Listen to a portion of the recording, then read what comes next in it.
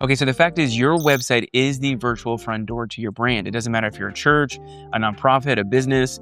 People are seeing your website. That's the first impression. And if you don't have an optimized website strategy, if you're not actually putting intentionality into what your website looks like, the experience that people are having on your website, it's like having a lock on the front door. People can't get in. And there's one section on your entire website that is arguably the most important section, and this is the above the fold section of your website.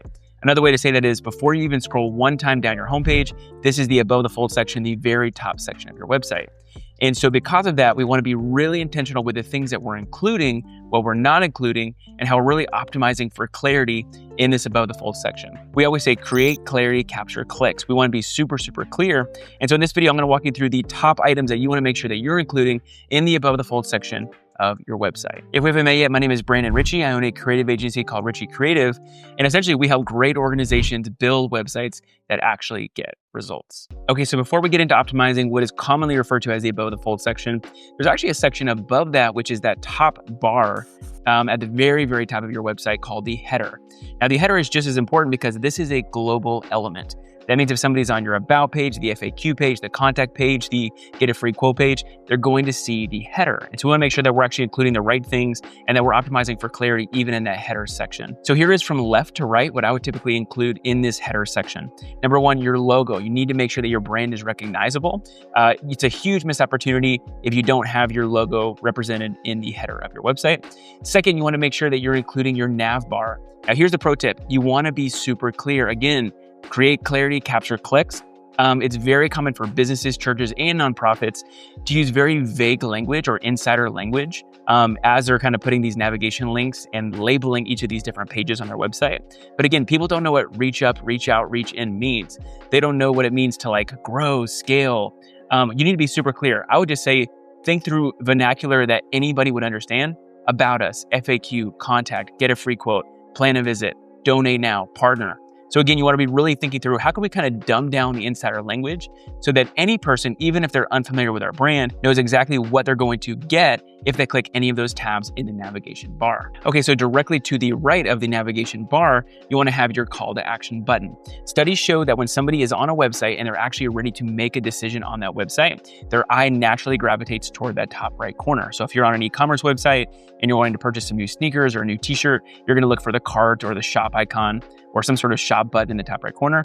If you're on a church website and you're ready to actually visit the church, you're going to look for I'm new, plan a visit, what to expect. If you're on a nonprofit website and you actually want to partner or give to the nonprofit, that's where you're going to find that donate button in the top right corner of the website. So again, this needs to be number one, an obviously clickable button right there in the top right corner of the website. On the very right side of the header. But number two, with actual words that you're using in the call to action button, you want it to elicit a emotional response and elicit action from your website visitor. The best way to do this is just stay away from super generic call to action button text like contact us or get in touch. People have seen that for years and it's a little bit numbing at this point. You want your call to action button to actually drive traffic, drive clicks, and drive somebody to take action. So we recommend something like very practical that's going to show the end result of what they're going to get if they click the button and they actually do take the first step. So for instance, a really powerful call to action would be get a free quote or get a free estimate. So they know if they click that button and they take the first step, they're actually going to get a quote. They're going to get a free estimate. Or for a church website, again, instead of just contact us, the button could say plan a visit. Well, you know, if you click that button, then you're going to be funneled into a page where you're going to be able to actually plan your visit to visit that church on Sunday morning. So again, from a visual perspective, you want that call to action button to be something that is obviously clickable and make somebody want to click it just from a visual perspective. But even with the messaging and the words that you're using in the button, you want it to be something that is very clear and very compelling and something that somebody will actually want to click. Okay, a couple other things that are worth mentioning for this header section.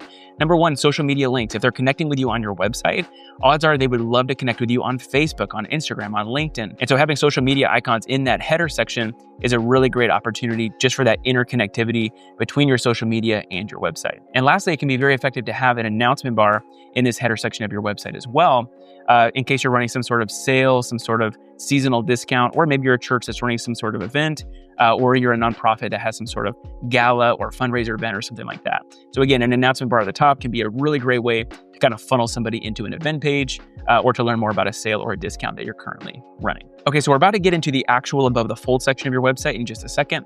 But again, just a recap of the header, from left to right, I would typically recommend logo, navigation bar, intentional call to action button. And then of course, it's optional, but can be beneficial to include social media links and then also an announcement bar. By the way, if you're somebody that enjoys graphic design, thinking through website strategy, marketing strategies, you can sign up for our free newsletter. It's a weekly newsletter called Stay Creative Weekly. You can sign up for free at richie-creative.com/weekly. Again, tips, tricks, resources, training videos, training articles sent weekly to your inbox, richie-creative.com/weekly. Okay, so we talked about the header section at the very, very top of your website. Directly underneath that is what we would traditionally refer to as the above the fold section.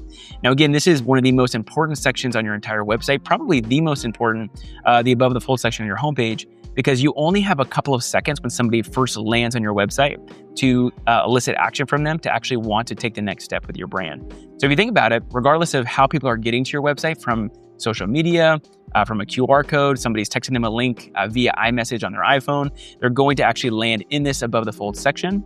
And so it's either a make it or break it. They're either going to get bored, get distracted, check out or go somewhere else, or they're going to decide, okay, I actually want to take the next step and then start clicking through the pages or click that button in the top right corner. So the above the fold section carries a ton of weight on your website. Here are the main things that we want to make sure that we're including in this section of your website. Okay, number one, you want to have a photo in the background of this above the fold section of happy, smiling people. It can be a video, it can be a rotating carousel of several images, or it could just be one static image. But the reason that we always recommend happy, smiling people is people don't actually connect emotionally with pictures of products or pictures of buildings or pictures of cityscapes. What they do connect with emotionally is pictures of other people.